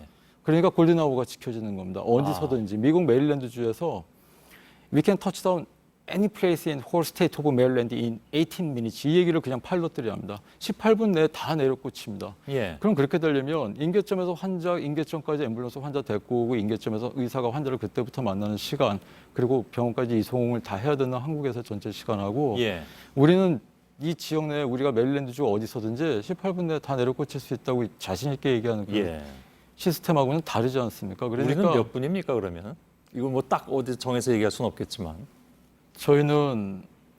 저희가 가장 빠른데도 저희를 실으러 헬기가 오는 데까지만 18분 정도가 걸리는데 이게 가장 빠른 수치입니다. 그것도 굉장히 노력을 많이 해서 이 정도로 당긴 거예요. 그다음에 출동해서 또 가는 데까지 시간이 또 걸릴 거 네, 아니겠습니까? 그렇습니다. 그래도 저희가 어쨌든 그런 식으로 하면 이 헬기가 250km 이상으로 순항을 할 수 있기 때문에 그러면 웬만한 경기도 내 지역 그리고 경기 남부권 아니면 한반도의 웬만한 중부지방까지는 그래도 20-30분 내는 저희가 다 도달할 수가 있습니다. 예. 그러면 1시간 내로는 적어도 현장에 갈 수 있는 거죠, 이론적으로. 예. 그렇지만 이걸 더 당기려는 노력들은 굉장히 중요하다고 봅니다. 예. 그런데 예를 들어서 뭐 다른 나라 같은 경우에는 운동 경기가 진행 중에도 운동장 한가운데도 저 닥터 헬기가 내린다고 들었습니다. 인계점이란 그 개념 자체가 어찌 보면 없는 것이라고 볼 수도 있을 것 같은데 우리 같은 경우에는 예를 들어서 이제 주택 밀집 지역도 많고 또 비행 금지 구역도 있잖아요, 그죠? 여러 가지 뭐 안보 문제 때문에. 그래서 우리는 기본적으로 그것이 좀 불리한 상황인데 그냥 모르는 사람 입장에서는 너무 그걸 요구하신다라고 얘기하는 건 아닐까요? 주택 밀집도나 도로의 폭은 우리나라보다는 선진 그 유럽 국가들이 훨씬 더 좁습니다. 하긴 옛날 중세 지역 그렇습니다. 그대로 남아 있는 월등히 것도 좋지 있으니까. 않고요. 건물들도 워낙 오래됐기 때문에 건물 옥상에 랜딩할 수가 없기 때문에 대부분 공터를 찾아야 되기 때문에 더 어렵고요. 그리고 그것도 마찬가지인데 청와대 근처로 해서 알파 공역, 베타 공역 이렇게 해놓은 데가 정작 그 정책 최고 결정권자는 의료용 헬기인데 그런 거 관여하지 말라고 말씀을 하세요. 예. 중간 관리자급에서 막히는 거지 그렇지는 그게 않습니다. 그렇다.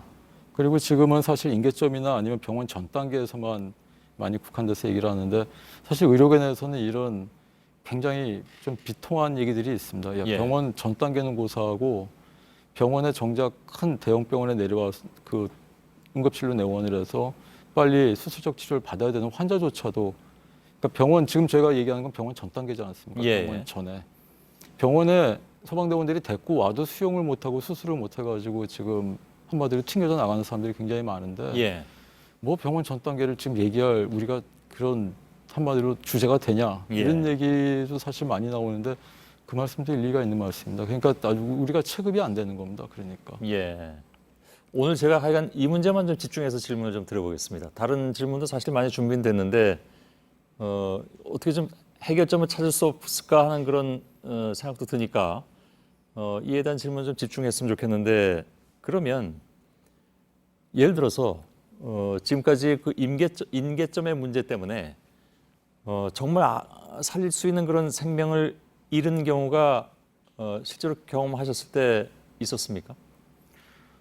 그 얘기만 듣고 있습니다. 거기가 인계점이 아니기 때문에 우리가 출동을 그쪽으로 할 수 없었다 이런 얘기들은 듣는데 저희는 그거에선 좀 자유롭습니다. 왜냐하면 저희는 24시간 출동을 그래도 하고 있고 소방 헬기는 그래도 지상 대원들이 지역의 소방대하고 협조를 해서 뭐 동네 주차장이라든가 공터라든가 아니면은 뭐 운동장이나 학교 이런데 스테디움 같은 데를 저희가 어프로치를 하기 때문에 그래도 그나마 저희는 사정이 좀 나은 편입니다. 그러면 다른 지역의 사정은 어떨까요? 들어서서 아실 텐데. 사실은 이렇게 그냥 제가 말씀으로 이렇게 올리기가 어렵습니다. 굉장히 상태 안 좋습니다. 아 그런가요? 그래도 조금 구체적으로 말씀해 주신다. 저는 사실은 그게 인계점의 문제인지 왜냐하면 인계점으로만 이렇게 청소를 국한하게 되면 모두가 편하거든요.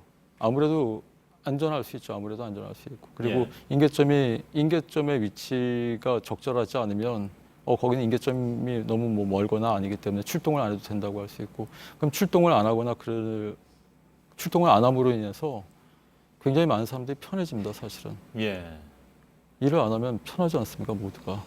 이건 굉장히 좀 어찌 보면 좀 참담한 현실을 말씀하시는 건데.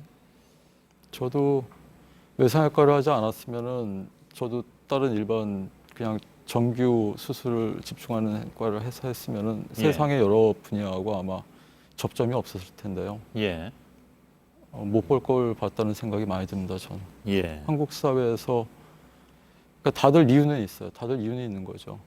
근데 어떤 경우에는 분명히 뭔가 선진국의 시스템을 가지고 들어오려면 선진 사회에서 그냥 통상적으로 운영되고 있는 시스템 말입니다. 그게 어디 외계에 있는 게 아니고. 그러면은 분명히 선진 사회에서 운영되고 있는 시스템을 그대로 한국에 임플리멘테이션 시켜야 되지 않습니까? 그러려면은 적용시킨다고요? 기존에 했던 관행이나 그런 거를 좀 이렇게 뚫고 나가는 그런 모습들이 필요한데 굉장히 많은 이유나 그런 사소한 그런 것들 때문에 한 발짝도 못 나가는 것 같고 처음에는 그게 이제 이유나 그런 게 있어서 그렇다고 생각을 했는데 보니까 솔직히 들은 생각은 원하지를 않는 것 같아요. 한국 사회 대부분의 구성원들은. 그러니까 다친 사람만 억울한 거예요. 다친 사람들 중에서도 특히 이런 거에 대해서 어떤 문제점을 지적할 만한 위치에 있지 않는 소위 말하는 사회 기관을 이루는 블루칼라 레이버나 그런 분들만 집중타를 맞는다고요. 그런데 그런 분들은 정작 이렇게 이런 걸 갖다 얘기할 수 있는 통로도 없고 잘 알지도 못하세요. 그러니까 불합리하게 조치를 당해도 그냥 그렇게 하다 생명을 차유용은 잃어도 그런가 보다 한다고요. 지난번에 그 내용 비슷한 말씀하신 바가 있습니다. 그래서 실질적으로 피해는 이른바 이제 블루칼라에 속하는 분들이 피해자다. 실제로 이제 그런 외상을 입는 경우 일을 한다든가 하는 직업적인 측면에서도 그런 경우가 많이 있으니까 그래서 그걸 또 거꾸로 얘기를 좀 해보자면 어찌 보면 블루칼라에 속해 계신 분들의 즉 사회적 취약계층에 있는 분들의 문제이기 때문에 이것이 사회적으로 오히려 해결이 안 되는 측면, 그러니까 지금 말씀하신 것처럼 이걸 해결할 수 있는 힘을 가진 사람들이 오히려 거기에 더 신경을 안 쓰는 그런 현상이 있다고 보십니까? 굉장히 심각하게 생각하는 게 대한민국의 대부분의 정당, 특히 굉장히 많은 정당들이 그렇잖아요. 노동자 농민을 다 위한다 그러고 그 노동자 농민이나 블루칼라 레이버들을 기반으로 해가지고 운영되는 정당들이 많지 않습니까? 표를 얻으려고 하죠. 그러면 진정성을 가지고 들여다봐야 되잖아요. 그리고 그분들 중에 상당수가 알고 계신단 말이에요, 이거를. 얼마 전에도 저희 지역에서 이건 굉장히 창피한 얘기인데 우리 지역에 저하고도 가까운 정치인이세요. 제일 높은 그레이드에 있는 분이세요. 진짜 지역에. 저하고 가까우세요. 그러니까 그분의 지인의 아들을 서울에서 밤새 헤맸대요. 밤새 한 10시간 가까이 이렇게 서울의 대형병원들에서 수술이 빨리 안 돼가지고 헤매고 다니는 분을 당신이 아니까 저희 수원까지 모시고 온 거예요. 저희 외상센터에 그분이 직접 데리고 오셨어요. 저희는 이제 하던 대로 했으니까 수술 잘 되고 마비가 처음에 좀 올 뻔했던 것도 맞고 그래 놨거든요. 치료 잘 됐죠. 그래서 굉장히 기뻐하시면서 면회를 오셨길래 제가 좀 이렇게 되게 안 좋게 쓴소리를 또 했다고요. 이제 저 가까우신 분인데 쓴소리 예. 했다고요. 응?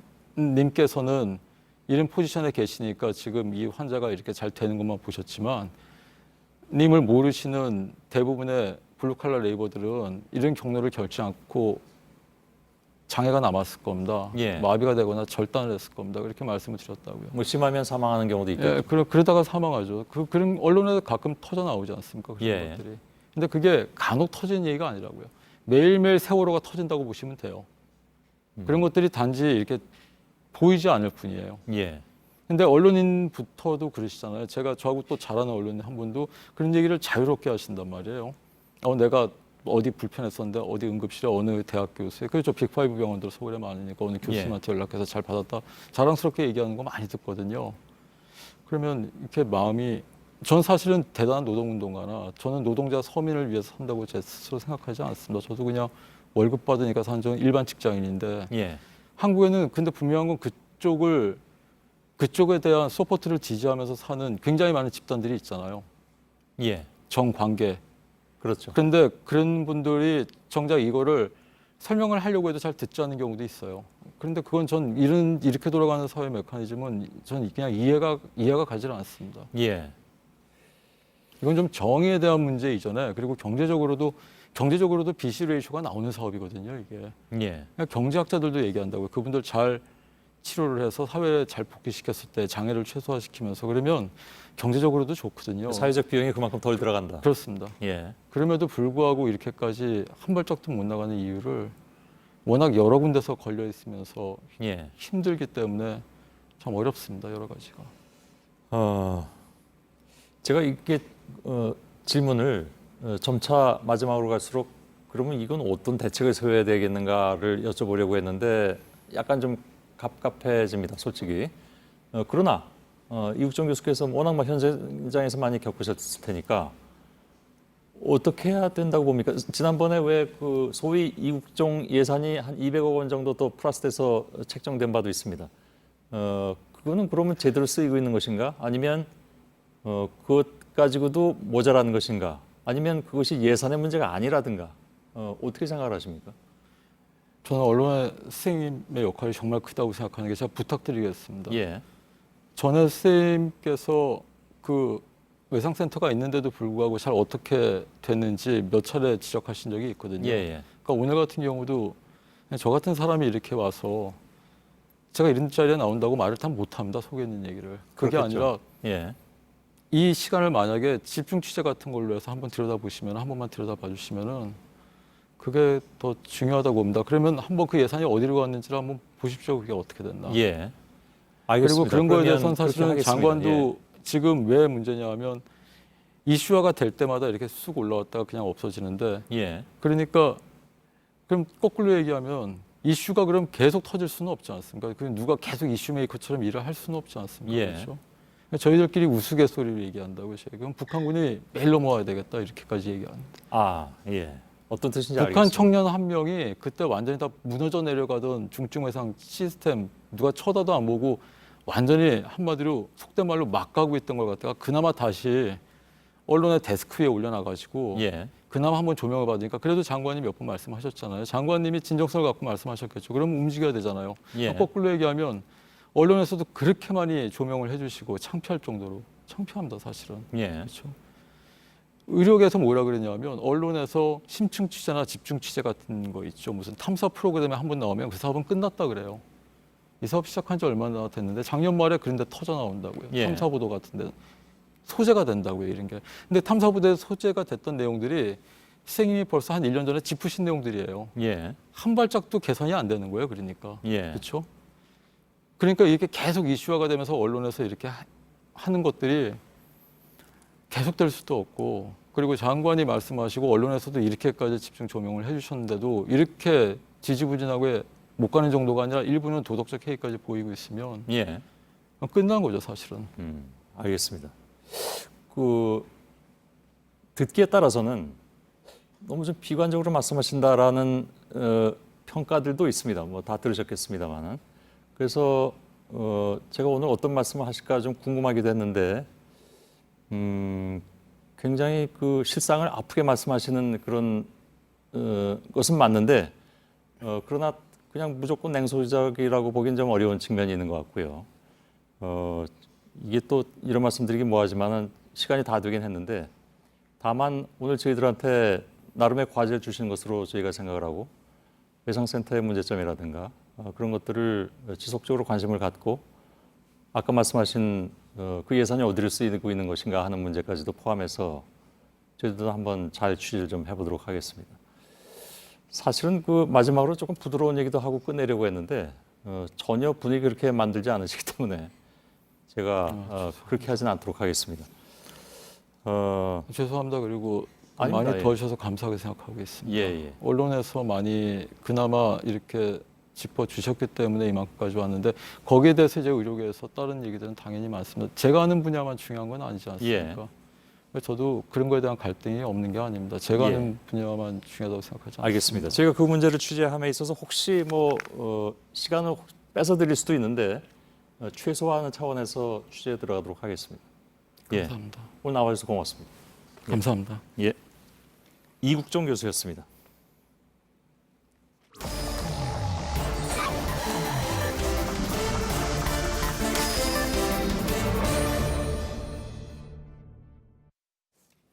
예, 박성태 기자와 함께 비하인드 뉴스를 진행하겠습니다. 어서 오세요. 예. 열어보죠. 예, 첫 키워드는 태용호의 냉면으로 잡았습니다. 북에서 넘어온 사람? 그렇습니다. 예. 재작년 탈북한 탈북 인사 중 최고위층인 전 북한 외교관인데요. 최근 이선권 북한 조평통 위원장의 냉면 발언 논란에 대해서 북한의 문화를 배경으로 설명을 좀 했습니다. 하나의 주장인데 일단 들어보겠습니다.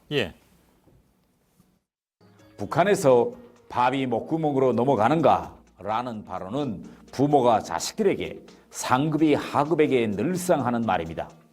이런 말을 듣고 불쾌해하거나 기분 나빠하는 사람도 별로 없습니다. 자신의 블로그를 통해서 밝혔는데요. 태정공사는 이 위원장의 발언이 좀 무리한 감은 있지만 좋은 의도에서 웃자고 한 말일 수 있으니까 이쯤에서 정리하고 넘어가는 게 합리적이다라고 주장했습니다. 조금 의외로 들리긴 하는데 상급자가 하급자에게 하는 말입니까 그게? 아무래도 이제 자식이 부모에게 하는 말은 아니기 때문에 그렇죠. 저런 식으로 표현한 것으로 해석이 되는데요. 사실 밥이 목에 넘어가냐란 말은 우리도 많이 씁니다. 그렇죠. 윗사람이 아랫사람에게도 하고 친한 친구끼리 하기도 하고 또 가까운 경우 아랫사람이 윗사람에게 하는 경우도 있는데요. 최근에 자유한국당 인사들에서 이어지고 있는 냉면 릴레이 중에 적절한 예시가 하나 나와서 제가 소개를 하도록 하겠습니다. 직접 화면을 보겠습니다. 대구에서도 떨어지고 서울시장도 떨어지고 냉면이 목구멍에 넘어갑니까? 지금 차명진 전 의원이 김문수 전 지사에게 냉면이 목에 넘어가냐라고 따지듯이 얘기를 했는데요. 두 사람의 관계를 보면 김문수 전 의원 시절 차명진 전 보좌관이었습니다. 아, 그런가요? 그래서 오랫동안 약 5년 정도 보좌관을 했는데 아랫사람이 윗사람에게 물론 맥락과 분위기가 있지만 할 수 있는 상황이 예시가 됐습니다. 자유한국당과 일부 보수 인사에서는 계속 냉면 릴레이를 하고 있는데 어쨌든 북한 문화를 잘 아는 태영호 전 공사는 이쯤 하면 됐다. 이제 좀 넘어가자라고 얘기를 했습니다. 그럼 태영호 전 공사 얘기를 들을 것도 아니잖아요. 그렇다고. 그렇습니다. 하나의 주장입니다. 두 번째 키워드는요? 두 번째 키워드는 김동연은 어느 편으로 잡았습니다. 뭐 하루 종일 좀 회자가 되긴 했죠. 조만간 교체설이 나오고 있는데요. 자유한국당은 최근 장하성 정책실장에게는 계속 사퇴하라고 압박하면서 김동연 부총리는 좀 보호하는 분위기입니다. 최근 예결위에서 나왔던 하나의 질인데요. 직접 보겠습니다. 우리 부총리님, 요즘 뭐 여러 가지로 마음고생이 좀 많은 걸로 알고 있는데 아닙니다. 괜찮습니다. 어떤 최선을 다해주는 그런 모습이 참 좋은 것 같습니다. 자꾸 김동연 부총리는 감싸주는 모습인데요. 장하성 실장과 김동연 부총리를 분리함으로써 장하성 실장 측, 즉 청와대만 경제난의 비난을 집중하기 위한 전략으로도 풀이가 됩니다. 그런데 당 일각에서는 김동연 부총리는 장차 우리 편이다, 영입 대상이다라는 목소리도 나오고 있습니다. 그러니까 김 부총리가 물러나면 자유한국당에서 영입한다는 그런 얘기가 되나요? 그렇습니다. 그냥 거칠게 표현하면? 예. 제가 이제 내년 전당대회에서 당대표 출마를 검토 중인 한 중진 의원에게 물어봤는데 이 의원은 예전부터 본인은 영입 1순위로 김 부총리를 고려하고 있었다. 사람이 건실하고 경제 전문가이기 때문이다라고 밝혔고요. 예. 정진석 의원의 경우 오늘 페이스북에 아예 글을 올려서 2016년 본인이 당대표 권한대행할 때 김 부총리를 비대위원장으로 영입하려 했었다. 하지만 당시에 김 부총리가 거절해서 다른 이제 아주대 총장이 갔기 때문인데요. 안 됐다고 얘기했고 그리고 마지막에는 김 부총리의 지혜를 빌려주십시오라고 했습니다. 예. 충분히 영입 의사로 해석될 수 있는 부분입니다. 그러네요. 예. 당내 자유한국당이 지금 인재난이기 때문에 김동연 부총리 정도면은 중도에 좋은 이미지를 가지고 있고 경제 전문가의 소신 있는 이미지가 있기 때문에 당내에서 필요할 수도 있다는 주장입니다. 예. 실제 김동연 부총리는 좀 이력이 화려한데요. 이명박 정부 들어갈 때 인수위에서 활동을 하기도 했고 청와대 비서관도 했었습니다. 그리고 박근혜 정부 때는 장관급인 국무조정실장을 했고요. 예. 물론 당시에 많은 국무위원들이 국무에서 받아 적기만 했는데 일부 소신 발언을 나름 한 것으로 알려졌습니다. 예. 이런 부분들이 평가받아서 문재인 정부 초기에는 경제부총리를 맡았습니다. 예. 하지만 정작 김 부총리를 잘 아는 자유한국당 측의 한 의원은 김 부총리가 정치에 관심이 있을지는 모르겠다라면서 확대 해석을 경계했습니다. 예, 알겠습니다. 뭐 어쨌든 이 정부의 현직 부총리인데 이런 얘기가 자꾸 나오는 건 별로 모두에게 이렇게 좋은 것 같지는 않습니다. 그렇습니다. 예. 세 번째 키워드 보죠. 세 번째 키워드는 조현천 숨바꼭질로 했습니다. 예. 네, 계엄령 문건 의혹을 수사 중인 군검 합동수사단에서 조현천 전 기무사령관의 신병을 확보한 뒤 수사를 재개했다고 밝혔는데요. 조 전 사령관은 지난해 말에 미국으로 넘어간 뒤 지금은 어디 있는지 모릅니다. 그런데 오늘 아침 동아일보 보도에 따르면 주변 사람의 말을 따라 전하는 방식으로 조 전 사령관이 살아선 귀국 안 한다 이런 말을 했다고 보도를 했습니다. 예. 또 미국에 형제들이 지금 많이 살고 있기 때문에 장차 여권이 무효화되더라도 오랫동안 이 형제들 도움을 받으면서 미국에 묵을 수 있다라는 전망도 나오고 있는데요. 예. 그러자 미국 내 한인 커뮤니티에서 조 전 사령관 찾기에 나섰습니다. 어제 올라온 북미 민주포럼의 글을 하나 보면 조현천 전 사령관의 형과 조카가 캘리포니아의 V로 시작되는 한 위성 도시에 살고 있다면서 주소를 올렸고요. 오늘은 내용이 업데이트가 됐습니다. 조카가 살고 있는 데는 G로 시작되는 캘리포니아의 한 마을이다. 이렇게 지금 LA 근교의 한 마을이다. 여기에 은신해 있다는 제보가 있다라고 올렸습니다. 그러면서 지금 저 포럼에서는 저 커뮤니티에서는 조 전 사령관에게 $500의 지명수배 현상금까지 걸었는데 8월 전에는 $200였는데 일단 현상금은 올랐습니다. 하여간 그렇습니다. 예. 이 정도로 할까요? 오늘 시간도 좀 늦어졌으니까. 예. 박성태 기자였습니다. 네, 내일 남부지방은 새벽, 중부지방은 아침까지 비가 온 뒤 그치겠습니다. 미세먼지 농도는 전국적으로 보통 수준을 유지하다가 오후부터 수도권, 충청권, 전북에서 나쁨 수준으로 올라갈 것으로 보입니다. 예. 자, 오늘 뉴스룸의 엔딩곡은 이국종 교수가 추천한 곡입니다. 본인이 락밴드도 했다고 제가 들었는데 노래 조금 놀라지 않으시기를 바라겠습니다. 저희들은 내일도 최선을 다하겠습니다. 고맙습니다.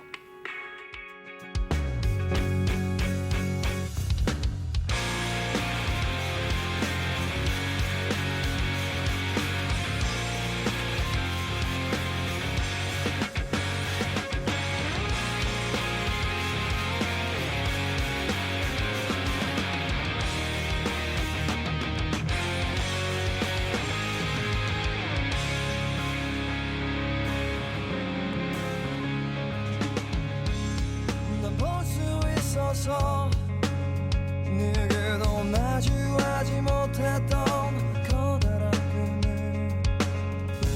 꿈을 잡을 수 있어서